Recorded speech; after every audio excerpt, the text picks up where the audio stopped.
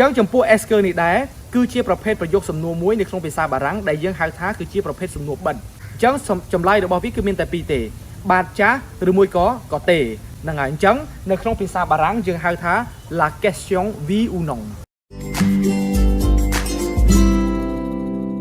ជំរាបសួរអ្នកទាំងអស់គ្នាខ្ញុំបាទឈ្មោះហៃសុខាសូមស្វាគមន៍មកកាន់វីដេអូរបស់ SALA Let's Learn French ខ្ញុំចង់បញ្ជាក់ប្រាប់អ្នកទាំងអស់គ្នាថាចំពោះ SALA Let's Learn French គឺជា page មួយក្នុងគោលបំណងចែករំលែកបទពិសោធន៍ចំណេះដឹងក៏ដូចជាគន្លឹះនៅក្នុងការសិក្សាភាសាបារាំងអញ្ចឹងចំពោះអ្នកដែលថ្មីអ្នកទាំងអស់គ្នាអាចចូលទៅក្នុង YouTube Channel របស់ SALA Let's Learn French ដោយដាក់ពាក្យ Subscribe ហើយដាក់សញ្ញាកណ្ដឹងដើម្បីទទួលបានវីដេអូថ្មីៗទាក់ទងអំពីការសិក្សាភាសាបារាំងនៅក្នុងវីដេអូនេះដែរយើងនឹងមកសិក្សាអំពីប្រភេទនៃប្រយោគសំណួរមួយតាក់ទងអំពីសំណួរដែលយើងហៅថា Est-ce អញ្ចឹងដូចខ្ញុំបានបង្ហាញអ្នកទាំងអស់គ្នាកាលពីវីដេអូមុនតាក់ទងអំពីប្រភេទនៃពាក្យសម្រាប់ចោទសួរនៅក្នុងភាសាបារាំងអញ្ចឹងនៅក្នុងភាសាបារាំងទម្រង់នៃប្រយោគសំណួរគឺមានច្រើនប្រភេទប៉ុន្តែនៅក្នុងវីដេអូនេះខ្ញុំលើកយកតែទម្រង់មួយប្រភេទដែលយើងហៅថា Est-ce តើ Est-ce នេះគឺជាអ្វីអញ្ចឹងចំពោះ Est-ce នេះដែរគឺជាប្រភេទប្រយោគសំណួរមួយនៅក្នុងភាសាបារាំងដែលយើងហៅថាគឺជាប្រភេទសំណួរបិទ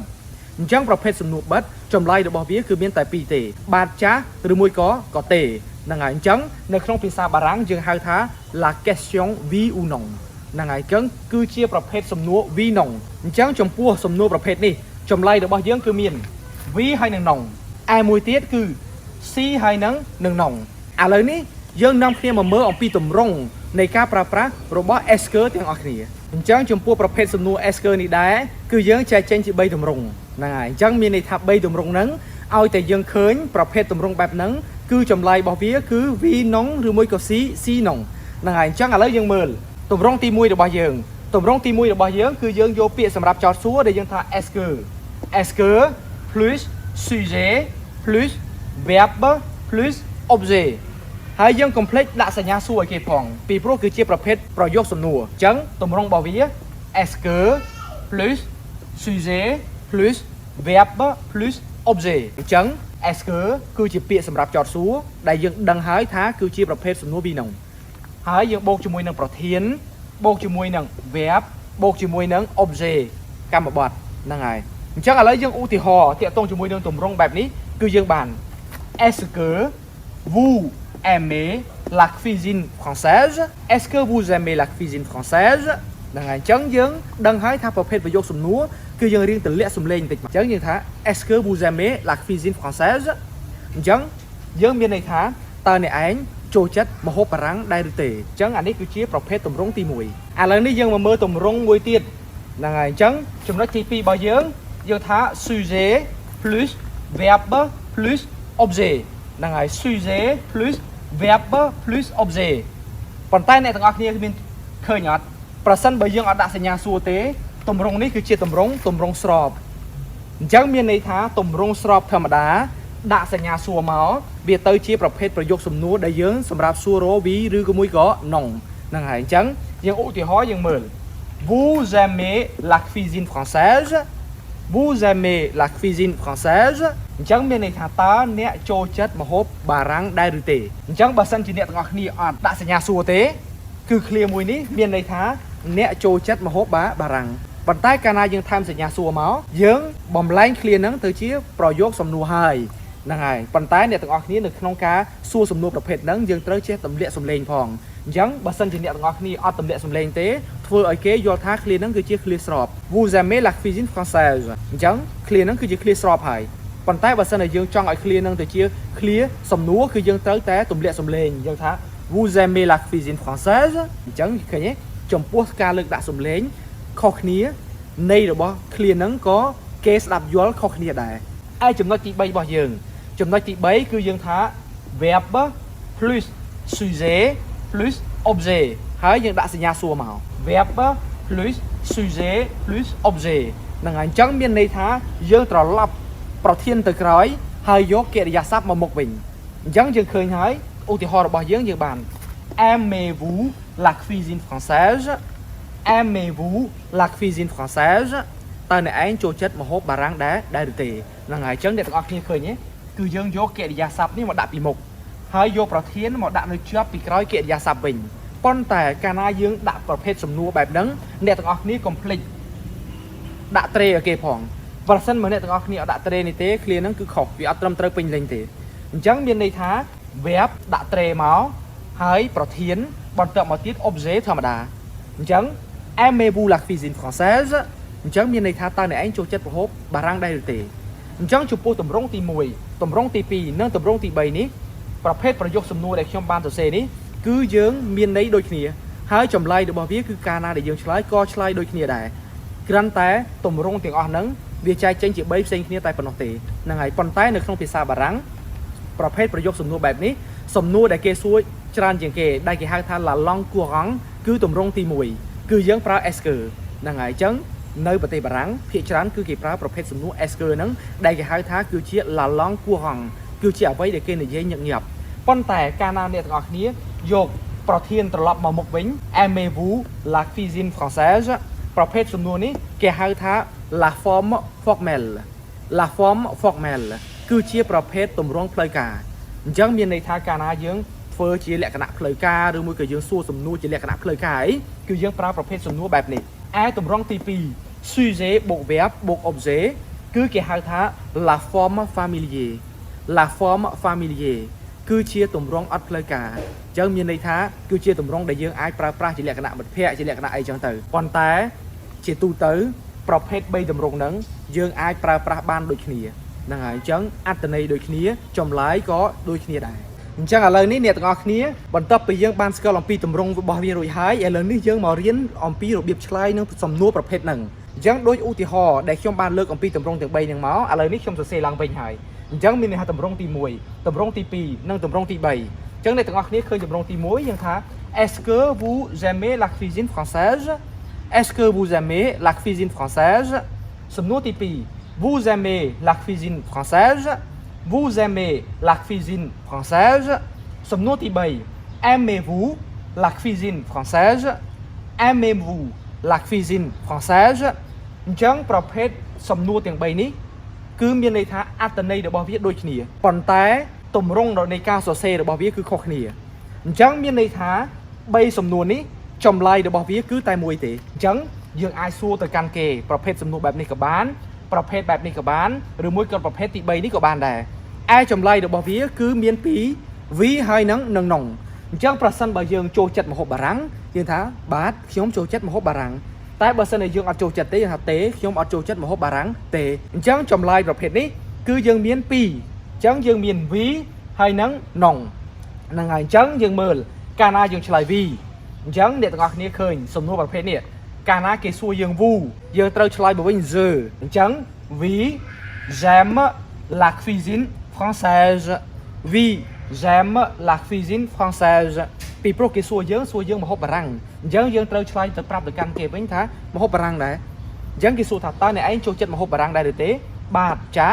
ខ្ញុំចូលចិត្តម្ហូបបារាំងហ្នឹងហើយអញ្ចឹងអ្នកទាំងអស់គ្នាឃើញទេប្រធានរបស់វាគឺ vous ដល់ពេលដែលគេសួរមកកាន់យើងចម្លើយដែលយើងឆ្លើយមកគឺ je យើងអាចគេសួរ vous យើងឆ្លើយ vous មកវិញទេហើយអ្នកទាំងអស់គ្នាត្រូវធ្វើការប្រុងប្រយ័ត្នកាលណាប្រធាន vous កិរិយាសព្ទរបស់គេបំបែកកន្ទុយ ez អញ្ចឹងកាលណាយើងឆ្លើយប្រធាន je កិរិយាសព្ទរបស់វាក៏វាប្រែប្រួលទៅតាមប្រធានដែរអញ្ចឹងអាហ្នឹងគឺជាចំណុចដែលយើងត្រូវចំណាំហ្នឹងហើយអញ្ចឹង clear របស់យើងនេះយើងបាន oui j'aime la cuisine française បាទឬមួយក៏ចាខ្ញុំចូលចិត្តម្ហូបបារាំងចុះប្រសិនបើយើងអត់ចូលចិត្តម្ហូបបារាំងវិញបើយើងអត់ចូលចិត្តយើងមានប្រភេទសំណួរមួយទៀតថា non អញ្ចឹងមានន័យថា non អត់ទេ je n'aime pas la cuisine française je n'aime pas la cuisine française អញ្ចឹង clear មួយនេះមានន័យថាខ្ញុំអត់ចូលចិត្តម្ហូបបារាំងទេអត់ទេខ្ញុំអត់ចូលចិត្តម្ហូបបារាំងទេអញ្ចឹងទម្រង់បដិសេធគឺអ្នកទាំងអស់គ្នាឃើញយើងយកne pas នេះយកមកជំនួយអញ្ចឹងកិរិយាសព្ទនេះនៅចន្លោះ ne pas អញ្ចឹងកិរិយាសព្ទនៅចន្លោះ ne pas វាបង្កើតបានទៅជាទម្រង់បដិសេធហ្នឹងហើយអញ្ចឹងប្រសិនបើអ្នកទាំងអស់គ្នាមិនទាន់បានមើលវីដេអូរបស់ខ្ញុំតាក់ទងអំពីការប្រើប្រាស់ទម្រង់ស្របនិងទម្រង់បដិសេធអ្នកទាំងអស់គ្នាអាចចូលទៅក្នុង YouTube Channel របស់ SALA Let's Learn Friend ហើយស្វែងរកវីដេអូតាក់ទងអំពីទម្រង់នៃ clear នៅក្នុងភាសាបារាំងទម្រង់ស្របនិងទម្រង់បដិសេធ clear នេះយើងបាន non je n'aime pas la cuisine française អត់ទេខ្ញុំអត់ចូលចិត្តម្ហូបបារាំងទេអញ្ចឹងឥឡូវនេះយើងមកមើលឧទាហរណ៍បន្ថែមទៀតទាក់ទងអំពី V ហើយនឹង nong ហ្នឹងហើយអញ្ចឹងឧទាហរណ៍ទី1របស់យើងគេសួរថា vous êtes français vous êtes français អញ្ចឹងមានន័យថាតើអ្នកឯងជាជនជាតិបារាំងហ្នឹងហើយអញ្ចឹងអ្នកទាំងអស់គ្នាឃើញអត់ទម្រង់របស់វាមានន័យថាយើងយក clear ស្របមកដាក់ជាប្រយោគសំណួរដាក់សញ្ញាសួរនៅពីក្រោយហ្នឹងទៅចេញជាប្រភេទសំណួរ V ហ្នឹងហើយអញ្ចឹងកាលណាយើងឃើញបែបនេះ vous êtes français តើអ្នកឯងជាជនជាតិបារាំងអញ្ចឹងចម្លើយរបស់វាគឺមាន2 V ហើយនឹង nong ហ្នឹងហើយអញ្ចឹងចម្លើយរបស់វាទី1យើងថា Oui je suis français Oui je suis français បាទចាខ្ញុំគឺជាជនជាតិបារាំងឯទី2 Non je ne suis pas français je ne suis pas français មានន័យថាអត់ទេខ្ញុំមិនមែនជាជនជាតិបារាំងទេឧទាហរណ៍ថាខ្ញុំដើរទៅផ្សារទៅគេសួរខ្ញុំតែឯងជនជាតិបារាំងអត់ទេខ្ញុំមិនមែនជនជាតិបារាំងទេខ្ញុំជនជាតិកម្ពុជាតាហ្នឹងហើយអញ្ចឹងអានេះគឺជាប្រភេទសំណួរបដិសេធដែលយើងយកនៅប៉ានេះយកមកដាក់នៅសងខាង web ហ្នឹងហើយអញ្ចឹងអ្នកទាំងអស់គ្នាឃើញទេ web នេះនៅចន្លោះកណ្ដាលនៅប៉ាឧទាហរណ៍ទី2របស់យើងគឺ Est-ce que tu manges du pain Est-ce que tu manges du pain ហ្នឹងហើយអញ្ចឹងមានន័យថាតើអ្នកឯងញ៉ាំនំប៉័ងEst-ce que tu manges du pain តើអ្នកឯងញ៉ាំនំប៉័ងអត់អញ្ចឹងសំណួរនេះចម្លើយគឺមាន2ដែរ Oui ហើយនឹង nong អញ្ចឹងបើយើងញ៉ាំយើងថា Oui je mange du pain Oui je mange du pain ហ្នឹងហើយអញ្ចឹងមានន័យថាបាទឬមួយក៏ចាខ្ញុំញ៉ាំនំប៉័ងឯចំពោះ nong វិញយើងថា nong je ne mange pas de pain je ne mange pas de pain អញ្ចឹងយើងមានន័យថាអត់ទេខ្ញុំអត់ញ៉ាំនំប៉័ងទេអញ្ចឹងអ្នកទាំងអស់គ្នាក៏លេខមើល clear V ហើយនៅ nong នេះមានលក្ខណៈខុសគ្នាបែបណាអញ្ចឹងចំណុចដែលខុសគ្នាគឺឌុយហើយនឹងដឺអញ្ចឹងដូចខ្ញុំបានបង្ហាញអ្នកទាំងអស់គ្នាកាលពីវីដេអូមុនទាក់ទងអំពីទម្រង់ស្របនិងទម្រង់បដិសេធអញ្ចឹងកាលណា clear នៅក្នុងភាសាបារាំងប្រភេទសំណួរឬមួយក៏ clear ស្របក្តីដែលមាន ang in dui de la de apostrophe de គឺប្រយោគបដិសេធយើងទៅ de ទាំងអស់ហ្នឹងហើយអញ្ចឹងបានជាក្នុងន័យនេះយើងបានប្រយោគស្របរបស់យើង Oui je mange du pain អញ្ចឹងប្រយោគសំណួរយើងប្រើ dui ប្រយោគស្របក៏យើងប្រើ dui ដែរប៉ុន្តែវាខុសប្លែកត្រង់តែប្រយោគបដិសេធប្រយោគបដិសេធយើងថា non je ne mange pas de pain ហ្នឹងហើយអញ្ចឹងមានន័យថា ang in dui de la de apostrophe de ប្រយោគបដិសេធបំលែងទៅជា de ទាំងអស់អញ្ចឹងពីឧទាហរណ៍មុនគឺជាប្រភេទប្រយោគសំណួរដែលយើងឆ្លើយ V ហើយនឹង non ចុះ C ហើយនឹង non វិញយើងឆ្លើយបែបម៉េចហើយប្រភេទប្រយោគសំណួរហ្នឹងគឺយ៉ាងម៉េចហ្នឹងហើយអញ្ចឹងឥឡូវនេះយើងមកមើលអំពីប្រភេទចម្លើយ C ហើយនឹង non ហ្នឹងហើយអញ្ចឹងអ្នកទាំងអស់គ្នាឃើញ clear ទី1របស់យើងថា Tu n'es pas français Tu n'es pas français អ្នកឯងមិនមែនជាជនជាតិបារាំងទេហ្នឹងហើយអញ្ចឹងអ្នកទាំងអស់គ្នាឃើញថា clear ប្រយោគសំណួរនេះគឺជា clear ប្រយោគសំណួរបែបបដិសេធពីព្រោះអ្នកទាំងអស់គ្នាឃើញទេនៅប៉ានៅសងខាងកិរិយាសព្ទហ្នឹងហើយអញ្ចឹងឲ្យតែជាប្រភេទសំណួរបែបបដិសេធគឺចាំបាច់យើងត្រូវតែប្រើ C ហើយនឹង nong ហ្នឹងហើយអញ្ចឹងយើងក៏លេខមកមើល Tu n'es pas français អ្នកឯងមិនមែនជាជនជាតិបារាំងទេអញ្ចឹងចម្លើយរបស់គេថា Si je suis français Si je suis français អត់ទេខ្ញុំគឺជាជនជាតិបារាំងអញ្ចឹងមានន័យថា C នេះគឺជាប្រភេទសំណួរដែលយើងប្រឆាំងចំពោះនឹងចម្លើយនេះអញ្ចឹងបើសិនតែគេថាអ្នកឯងមានជនជាតិបារាំងទេអត់ទេខ្ញុំជនជាតិបារាំងតាឃើញទេអញ្ចឹង C នេះវាប្រឆាំងជាមួយនឹង clear បដិសេធរបស់គេដើម្បីបញ្ចេញ clear របស់យើងឲ្យទៅជា clear ស្របវិញអញ្ចឹងគេថា Si je suis français អត់ទេខ្ញុំជាជនជាតិបារាំងតាហ្នឹងហើយដល់ពេលចម្លើយរបស់គេមួយទៀត non je ne suis pas français អរេខ្ញុំមិនមែនជាជនជាតិបារាំងទេអញ្ចឹងមានន័យថាប្រភេទសំណួរឲ្យតែយើងឃើញទម្រង់បដិសេធសំណួរបែបនេះគឺចម្លើយរបស់យើងមាន2 C ហើយនឹង non អញ្ចឹង C គឺយើងឆ្លើយដូច V យ៉ាងឯងចំណែកឯ non គឺយើងឆ្លើយធម្មតាយើងយក ne pas យកមកដាក់នៅសងខាងកិរិយាសព្ទបែបហ្នឹងចឹងឥឡូវយើងមកមើលឧទាហរណ៍ទី2របស់យើងឧទាហរណ៍ទី2របស់យើងទាក់ទងជាមួយនឹង C ហើយនឹង non អញ្ចឹងយើងថា Est-ce que tu ne manges pas du riz Est-ce que tu ne manges pas du riz អញ្ចឹងយើងមានន័យថាអ្នកឯងអត់ញ៉ាំបាយទេហ្នឹងហើយអញ្ចឹងមានន័យថាដូចជារបៀបគេសួរថាអ្នកអត់ចូលចិត្តញ៉ាំបាយទេហ្នឹងហើយអញ្ចឹងអាហ្នឹងជាប្រភេទ clear បដិសេធរបៀបសំណួរអញ្ចឹងមានន័យថា clear នេះវាដើរតួជាសំណួរផងបដិសេធផងវាពីរបញ្ចូលគ្នាហ្នឹងហើយអញ្ចឹងវាមានពាក្យសម្រាប់ចត់សួរ Est-ce que អញ្ចឹងកាលណាយើងឃើញ Est-ce que អ្នកទាំងអស់គ្នាដឹងហើយថាប្រភេទសំណួរហ្នឹងគឺ V non ប៉ុន្តែនៅក្នុង V non ហ្នឹងក៏យើងមាន C ឬមួយក៏ non មួយដែរអញ្ចឹងយើងចាំបាច់ត្រូវតែធ្វើការសិក្សាលម្អិតតាក់ទងជាមួយនឹង clear មួយហ្នឹង clear ប្រភេទសំណួរស្រប clear ប្រភេទសំណួរបដិសេធ ហ្នឹងហើយអញ្ចឹងបើ clear ប្រភេទសំណួរស្របយើងឆ្លើយ V ឬមួយក៏ non ដូចឧទាហរណ៍ដែលខ្ញុំបានបង្ហាញពីមុនមកប៉ុន្តែបើសិនជា clear ប្រភេទប្រយោគសំណួរដោយប្រើ Est-ce ហើយជាប្រភេទបដិសេធទៀតចម្លើយរបស់វាមាន2ដែរគឺ si ហើយនឹង non ប្រសិនបើយើងញ៉ាំបាយយើងថា si je mange du riz si je mange du riz ខ្ញុំញ៉ាំតាហ្នឹងហើយខ្ញុំញ៉ាំបាយតាអញ្ចឹងនេះខ្ញុំបញ្យល់ឲ្យលក្ខណៈស្រួលស្ដាប់ដោយរបៀបខ្មែរយើងអញ្ចឹងណាដូចគេថាអត់ញ៉ាំបាយទេ si je mange du riz ខ្ញុំញ៉ាំតាហ្នឹងហើយឃើញទេហ្នឹងហើយឯមួយទៀតគេថា non je ne mange pas de riz non je ne mange pas de riz អញ្ចឹងមេថាអត់ទេខ្ញុំអត់ញ៉ាំបាយទេហ្នឹងហើយអញ្ចឹងយើងមើល